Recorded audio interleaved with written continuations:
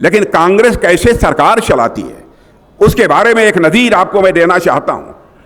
जब हम लोगों की 2014 में सरकार बनी तब भी 18,000 गांव ऐसे हिंदुस्तान में थे जहां तक कि बिजली नहीं पहुंच पाई थी।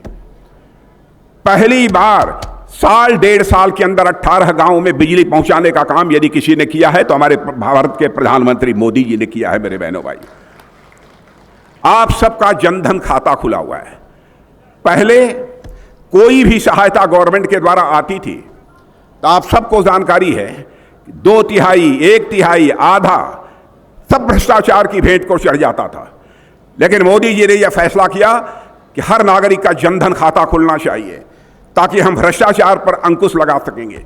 मैं दावे के साथ कहता हूं कि प्रधानमंत्री किसान सम्मान निधि के अंतर्गत और साथ ही अन्य जो हमारी योजनाएं हैं उसके अंतर्गत जो भी आपको पैसा आता होगा, आपके खाते में आता होगा, तो दिल्ली के बैंक से निकलकर जितना पैसा चलता है आपके लिए उतना पूरा का पूरा पैसा आपके खाते में पहुंचता होगा। बहनों भाइयों, इस प्रकार का सिस्टम में बदलाव लाने का काम पहली बार इस आजाद भारत में यदि किसी ने किया है तो हमारे प्रधानमंत्री मोदी जी ने किया है।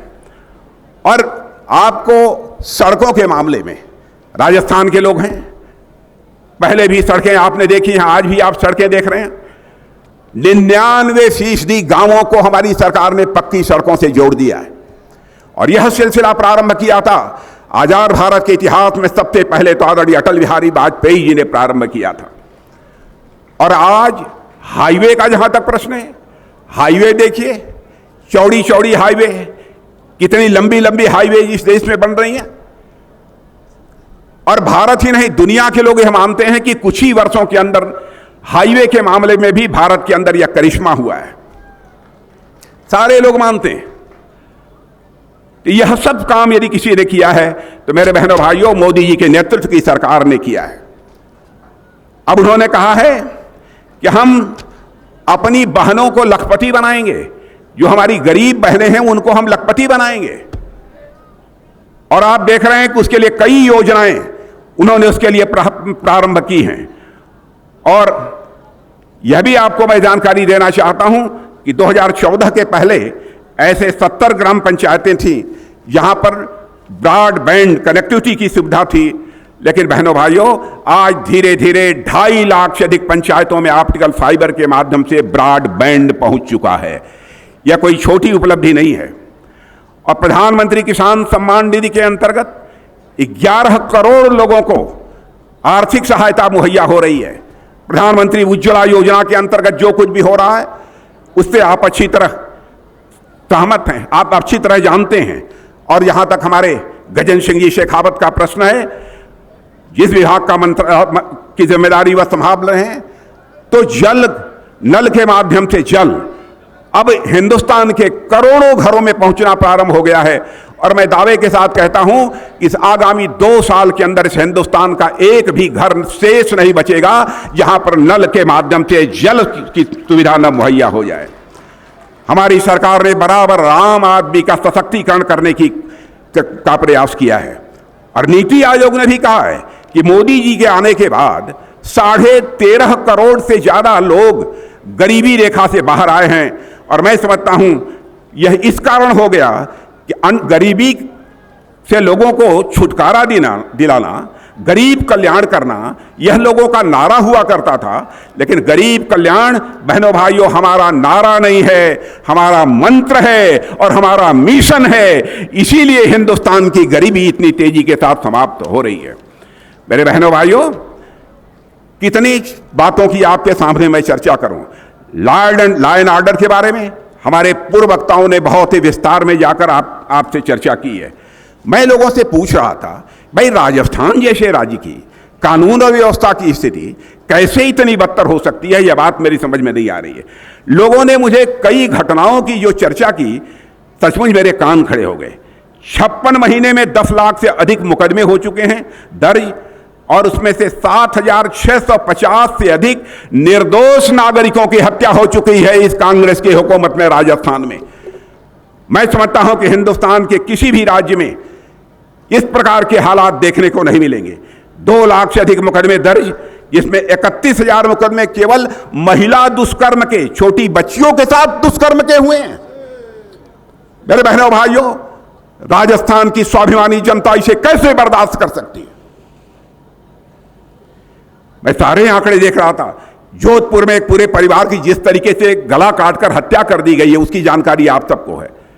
उदयपुर में जो कुछ भी हुआ है, और आप जानते हैं किसी राज्य का यदि हम विकास करना चाहते हैं तो विकास की पहली शर्त होती है कि कानून और व्यवस्था यह चुस्त दुरुस्त होनी चाहिए। नहीं तो यदि कानून व्यवस्था चुस्त दुरुस्त नहीं है तो मेरे बहनों भाइयों, किसी भी सूरत में उस राज्य का विकास नहीं हो सकता। और मैं तो एक आंकड़ा देख रहा था, ट्रांसपेरेंसी इंटरनेशनल, और मैं नौजवानों से कहूंगा इसे आप नोट कर लीजिए। ट्रांसपेरेंसी इंटरनेशनल की एक रिपोर्ट के अनुसार राजस्थान भ्रष्टाचार के मामले में पिछले वर्षों से नंबर 1 पर पहुंच गया है। यही स्थिति भ्रष्टाचार के मामले में राजस्थान की कांग्रेस ने बना दी है, गहलोत जी की सरकार ने बना दी है। हम इसे कैसे बर्दाश्त कर सकते हैं? बहनों भाइयों, इसके बारे में फैसला आप सबको करना है, क्या करना है यहां पर। लेकिन आज जो मैं उमंग और उत्साह आप सबका यहां पर देख रहा हूं, मेरा विश्वास अब पक्का हो गया है बहनों भाइयों कि अब इस राजस्थान में प्रचंड बहुमत से भारतीय जनता पार्टी की सरकार बनने से दुनिया की कोई ताकत हमें रोक नहीं सकती। मैं नौजवानों से कहना चाहूंगा जो पढ़ाई लिखाई करते हैं, उनके पेपर लीक हो जाते हैं। क्या हो रहा है राजस्थान में? और मैं कहना चाहूंगा कि बहनों भाइयों, हालात यहां की सरकार की यह है कि मुख्यमंत्री जिस ड्राइवर की सीट पर बैठे हैं, इस गाड़ी का क्लच कोई और दबा रहा है और एक्सेलरेटर कोई और दबा रहा है। यह हालत हो गई है। क्या हो गया है राजस्थान को? यहां पर हिंदू, मुसलमान, अगड़ा, पिछड़ा के नाम पर बांटकर लोगों का समर्थन हासिल करने की कोशिश की जा रही है। इसका मतलब यह है कि जो राजस्थान का विकास होना चाहिए था और विकास के नाम पर कांग्रेस की हुकूमत को वोट मांगना चाहिए था, वह विकास के नाम पर वोट मांगने का साहस नहीं जुटा पा रहे हैं। इसीलिए हिंदू, मुसलमान, अगड़ा, पिछड़ा, इस आधार पर लोगों का समर्थन हासिल करने की कोशिश कर रहे हैं। उन्होंने मोबाइल गारंटी देना शुरू किया है, कई तरह की गारंटी देना शुरू किया है। और मैं बहनों भाइयों बतलाना चाहता हूं, इसके पहले भी जहां जहां चुनाव हुए हैं, जिन राज्यों में, हिमाचल में हुआ है, कर्नाटक भी हुआ है, वहां पर भी जाकर ये लोग इसी प्रकार के तरह तरह के आश्वासन लोगों को देते रहते हैं। कहते हैं यह गारंटी है, और यही गारंटी आकर राजस्थान में भी हमारे राजस्थान के बहादुर बहनों भाइयों को दे रहे हैं। इनके ऊपर किसी भी सूरत में भरोसा नहीं किया जाना चाहिए बहनों भाइयों। 5 वर्षों तक क्या करते रहे आप? 5 वर्ष अब मोदी जी को किसी भी सूरत में प्रधानमंत्री नहीं बनना चाहिए। बहनों भाइयों, गठबंधन होना चाहिए तो इस देश के विकास के लिए होना चाहिए। गठबंधन होना चाहिए तो इस देश का मान सम्मान, स्वाभिमान बढ़ाने के लिए होना चाहिए। कि गठबंधन इसलिए हो रहा है कि मोदी जी को दोबारा किसी भी सूरत में सत्ता में आने नहीं देना है। यह गठबंधन किया है। अब इस गठबंधन की क्या हालत है? मैं देख रहा हूं, हालत इनकी ऐसी है, नाम बड़ा दर्शन छोटा। नाम तो बहुत इंडिया रख लिया, लेकिन मैं उनको बतलाना चाहूंगा यह नाम बहुत खतरनाक है। यह नाम बहुत खतरनाक है। हम लोगों ने भी एक बार शाइनिंग इंडिया का नारा दिया था बहनों भाइयों, हम हार गए थे, और आपने यह भी इंडिया बना लिया। आपकी हार निश्चित है बहनों भाइयों, पक्की है। और सनातन धर्म का के ऊपर भी चोट पहुंचाई जा रही है। इन्हीं के गठबंधन के लोगों ने, डीएमके ने चोट पहुंचाई है, और इस पर कांग्रेस चुप्पी साध कर बैठी हुई है। मैं गहलोत साहब से कहना चाहता हूं, आप क्यों नहीं बोलते? क्यों नहीं सोनिया जी बोलती? क्यों नहीं राहुल जी बोलते? क्यों नहीं खड़गे बोलते कि सनातन धर्म के बारे में आपकी सोच क्या है? और बहनों भाइयों, सनातन धर्म का जहां तक सवाल है, इसको केवल पूजा पद्धति के साथ जोड़कर नहीं देखा जा सकता है। सनातन धर्म, यह सनातन नित्य नूतन है, चिर पुरातन है, न इसका कोई जन्म है न कोई अंत है। और यह सनातन धर्म ऐसा है जो पूरे विश्व को अपना परिवार मानते हुए वसुधैव कुटुंबकम का संदेश यदि कोई धर्म देता है तो यह सनातन धर्म ही देता है। चींटी को भी आटा खिलाकर, चींटी को भी आटा खिलाकर उसके दीर्घजीवी होने की कामना यदि कोई धर्म करता है तो वह सनातन धर्म करता है। यह भी हमारे कांग्रेस के मित्रों को समझना चाहिए। इतना ही नहीं, नाग पंचमी के दिन सर्प को भी दूध पिलाकर दीर्घजीवी होने की कामना यदि कोई करता है तो सनातन धर्म ही करता है मेरे बहनों भाइयों। इसलिए मैं कहना चाहूंगा कि सनातन धर्म के संबंध में डीएमके के जिस नेता ने बोला है, दयानिधि स्टालिन ने, उनके डीएमके के नेता से पूछा जाना चाहिए कि इसका स्पष्टीकरण उनके पास है कि नहीं है। उन्होंने कहा सनातन धर्म में बिल्कुल समाप्त कर देना चाहिए। क्या सनातन धर्म जाति पात और मजहब के आधार पर यह भेदभाव पैदा करने वाला धर्म है? मेरे बहनों भाइयों, सनातन धर्म ऐसा है जो यह संदेश देता है वसुधैव कुटुंबकम का। सनातन धर्म यह संदेश देता है यत पिंडे तत् ब्रह्मांडे, जो पिंड में है वही ब्रह्मांड में है, जो जड़ में है वही चेतन में है, जो छोटे में है वही बड़े में है, जो मेरे में है वही तेरे में है। यह संदेश देने वाला यदि कोई धर्म है तो वह सनातन धर्म है।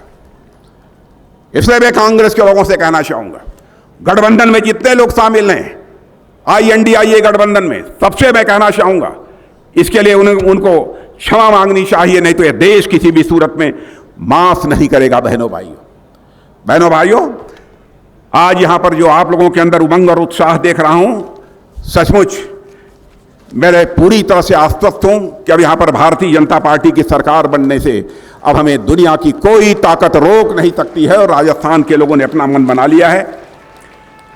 इसलिए आज के अवसर पर एक बात और मैं कहना चाहता हूं कि बहनों भाइयों, भारत की प्रतिष्ठा सारी दुनिया में अब बढ़ गई है। भारत अब पहले जैसा भारत नहीं रहा। और मैं एक उदाहरण देना चाहता हूं। कोरोना का संकट आपने देखा। कोरोना के संकट में के पहले हमारे यहां टीका लगाने वाली वैक्सीन नहीं बनती थी। हमारे प्रधानमंत्री मोदी जी ने तुरंत वैज्ञानिकों का आह्वान किया, वैज्ञानिकों की हौसला अफजाई की, और वैज्ञानिकों ने कहा कि हम संकल्प लेते हैं कि कोरोना के संकट से निकलने के लिए हम वैक्सीन भारत में तैयार करेंगे और अपने हाथों से तैयार करेंगे। और वैज्ञानिकों ने वह करिश्मा करके दिखा दिया। और दुनिया के आपको आश्चर्य होगा कि भारत में जितने लोगों को कोरोना का टीका लगा हुआ है, जितनी डोजेज लगी हैं, दुनिया के किसी भी देश में उतनी डोजेज कोरोना की नहीं लगी है जितनी कि भारत में लगी है। और आज हमारे भारत की स्थिति वैक्सीन के मामले में ऐसी बन गई, टीका के मामले में, कि हम दुनिया के दूसरे देशों को, मेरे बहनों भाइयों, दुनिया के दूसरे देशों को, लगभग 100 देशों को हम लोगों ने भारत के वैज्ञानिकों द्वारा बनाए गए वैक्सीन को, टीके को, उनको भेजने का काम किया है। यह हैसियत भारत की बनी है। और आपने देखा इस समय रूस और यूक्रेन का युद्ध चल रहा है। यूक्रेन में हमारे लगभग हजारों, 23,000, 24,000 ऐसे बच्चे जो पढ़ाई लिखाई करने गए थे, वो फंसे हुए थे। उनके सारे माता पिता यहां कहते थे मोदी जी चाहे जो कुछ भी हो जाए, यूक्रेन से हमारे बच्चों को सकुशल लेकर भारत की धरती पर आओ। गंभीर संकट था। जो काम दुनिया का कोई देश नहीं कर पाया वह करके हमारे प्रधानमंत्री मोदी जी ने दिखा दिया। मेरे बहनों भाइयों, टेलीफोन उठाया, रूस के राष्ट्रपति मिस्टर पुतिन से बात की और यूक्रेन के राष्ट्रपति मिस्टर जेलेंस्की से बात की, और इतना ही नहीं, अमेरिका के राष्ट्रपति मिस्टर बाइडेन से बात की। 4.5 घंटे के लिए युद्ध रुक गया और हमारे 23,000 वहां पढ़ने वाले छात्र भारत में आ गए। यह भारत की ताकत बनी है। और मेरे बहनों भाइयों, जब तक हर राज्य के रहने वाले लोगों के द्वारा हम लोगों को संबल नहीं मिलेगा, ताकत नहीं मिलेगी, हमारी सरकारें नहीं रहेंगी राज्यों में, तब तक मैं समझता हूं कि इन सब सारी शानदार उपलब्धियों को हासिल कर पाना एक बहुत बड़ी चुनौती होती है। इसलिए मैं आप सबसे कहना चाहता हूं कि इस बार के विधानसभा में भारतीय जनता पार्टी को 2/3 से अधिक बहुमत से विजय दिलाकर आप सरकार बनाएं, यही आप सबसे अपील करना चाहता हूं। यदि आप हमारी बात से सहमत हैं तो मैं आप सबसे निवेदन करूंगा, एक बार हाथ ऊपर उठाकर तालियां बजाकर आप एक बार अपना समर्थन दे दीजिए यही कहते हुए और आप सबको धन्यवाद देते हुए अपना निवेदन समाप्त करता हूं।